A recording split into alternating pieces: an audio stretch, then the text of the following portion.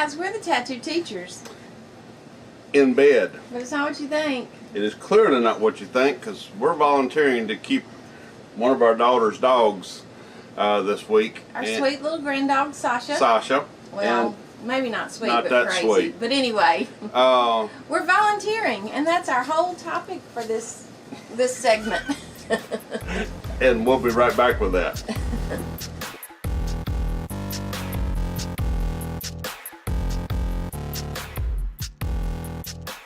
Hi guys, we're the Tattoo Teachers. In bed. But it's not what you think.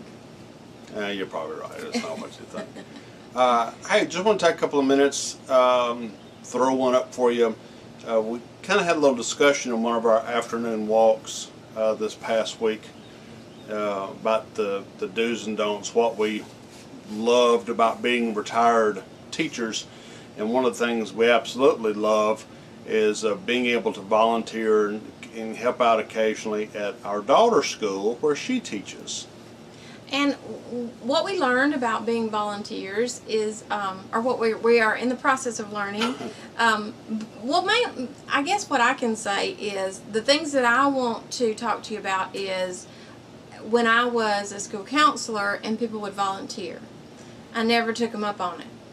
And I've been trying to figure out why I never took up anybody on volunteering, and I've come up with the answer that I was just so busy all the time. I didn't have time to teach anybody how to do something that was really important, that was going to be my name, you know, if it didn't get done correctly or something like that. And so I always wanted to do it myself, you know. But I started thinking about how to volunteer, and I've come up with a few things that I think would work. One of the first things is figure out your skill set. You know, I'm great at baking cupcakes. I love to bake cupcakes. She's really good at that. You know, I like to bake cakes, and people have said, why don't you bake cakes for, you know, after your retirement? Why don't you open a bakery? Well, that's not what I want to do. I want to do it for fun. I don't want to do it for stress. I want to do it for fun. So I was thinking, you know, at any school or any place I want to volunteer, what I should do is make a list of things I'm good at and talk to the principal with that list and my telephone number, you know, my name, how you can reach me, and then here are the things that I can do at any point throughout the school year. If you need cupcakes, call me. If at all possible, if I'm not on a motorcycle ride, or if I'm not, you know, if I'm not busy in another way, I'll be happy to volunteer. Give me a day or two notice, and I'll be happy to do it. So you should list the things that you're good at and what you're willing to do, and hand it to that principal and say, you know, just keep me in mind if anything comes up and you need these things, these are the things that I can do. For those of you that are not in the education business, you probably haven't thought of the number of times during a school year where teachers get together for afternoon professional development, or you may live in a district where schools or school districts will designate entire days to professional development, but the teachers are at school, the kids are not there, and they're receiving specialized training in whatever it is. Sometimes the administrators will release the teachers to go have lunch on their own, but if it's a particularly intensive training, then oftentimes they'll have lunch on campus, and they almost always have some sort of food refreshments in the morning for teachers. And so this is a great opportunity for you to be involved in your school because someone has to provide that. And a lot of times the school has to provide with their own funds. And that can get a little expensive. Right. And those are things that should be used to promote learning within the school, buying supplies that your kids will get the most immediate benefit from. Sometimes local businesses will also contribute, but if you live in a small district like we do, or in a small school zone like we do, we have a handful of businesses that every school in our district hits up for money and contributions, and by the time you're the 10th one in line, you know, they're tired of getting those requests, and maybe funds are depleted or whatever, and so that's a great opportunity for you to be involved, whether it's the cupcakes, cookies, or whatever. Right, and we start off with food. You can see that we love to We usually eat. start with food and end up with food. That's right, we do. But that's just one example. If you want to run off papers or something, I know at my busiest time, somebody would volunteer to help me, with running off papers or something like that. Well, that's really, what I'm trying to say is if you want to volunteer to do something like that, volunteer during the summer so that somebody's there that can teach you the ins and outs of the copy machine. And they're making, in the summer, right before school starts, like I'm going to say the 2 weeks or so before school starts, the secretaries or somebody is there making up the teacher's handbook, the student's handbook. There's a whole lot of papers being run off at that point. Maybe you could volunteer during that time so that you can learn the ins and outs of it, and then you can be on phone call, for busy times throughout the year, and that training can already be done and taken care of before the crunch time comes. A lot of people probably don't realize how much time is spent just copying things, and that goes against my grain as an educator, because I just hated that, because for one thing, copying machines are a huge expense to schools, and they're very expensive to purchase. They're very expensive to maintain, because the companies that provide those, when you get the contract for copy machines, they allot you so many copies per term, whatever that is, whether it's a month or a quarter or whatever, and if you go over that, you're charged extra.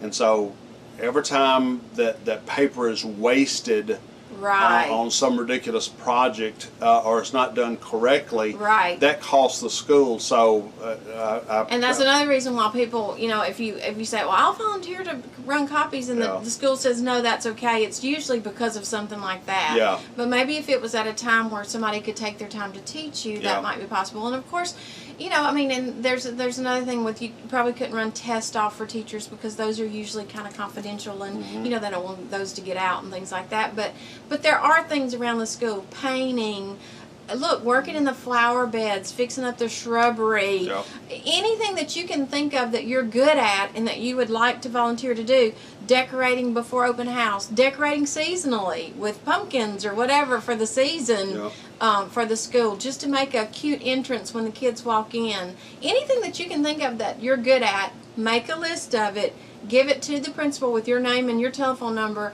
and if you can't do it, that's, everybody understands that. You just volunteer when you can. If they need you, they'll call, and maybe they'll keep a whole list of lots of parents that can step in and do that. One of the things that struck me the hardest as a school administrator was covering classes during testing, or we had grade level meetings periodically. Well, that word shouldn't be that hard to say. Occasionally, and I would have to cover classes. Well, we couldn't get enough subs where we lived in our district to cover all the classes. We're in a rural area, so it's hard to get something like that. out. And we had 3 schools that are very close together, an elementary, a middle school, and a high school, and we were all drawing from the same pool. Right. And sometimes I only needed someone for a couple of hours.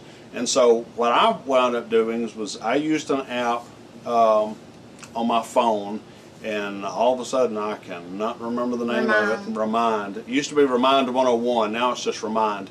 And when we had our back to school orientation for parents, I would always flash up. I had a class in the Remind app I had a class established for each grade with an access word or password, so they could all log in and they would join my class. And so the way I promoted it was I would tell my parents, look, any news that comes out, you'll get it first. When we announce a school dance or a change in ball game schedules, whatever that comes up, some special thing, you will get the word first before we email it or send the letter home. And so that was, usually that was all the enticement that they needed. And I would also use that to send notes out of, hey guys, we got professional development, we need some help covering 2 or 3 classes. If you're available, please call the office and tell us when you can come. And that helped a lot. The only caveat to that is most school districts, and if they don't, they should require background checks, even for I was gonna volunteers. say that. I was wondering. Yeah. Yeah, so you probably need, before you get too far ahead of this, probably need to go down or call your local school board, find out what that process is. Typically, it's just going in and being fingerprinted. And that's only if you're going to be with the students, not for cupcakes. You Right, don't not have to not have for a- cupcakes and not even for copying, I wouldn't think. But if you're going to be in a classroom with students, Right. then yeah, you'll need to go through the fingerprint process. And the local law enforcement agency usually charges some little fee. I think in our district it's like $10. If your principal is a halfway decent person, maybe they'll pay it for you. You know, sell a few extra bags of chips or Go-Gurts there at Football lunch, poker bands, something. Mr. and Miss Principal, and pay for that for those volunteers. So make that list of things that you're good at, give it to your principal with your phone number, and hopefully you'll be volunteering soon. Yep. If you have the time. And, we sure do appreciate all the volunteering and anything that can be done for teachers and students across this nation of ours. Great way to be part of your schools and in the community, and a great way to kind of check in on your kid. We'll see you next time. Thanks. Bye.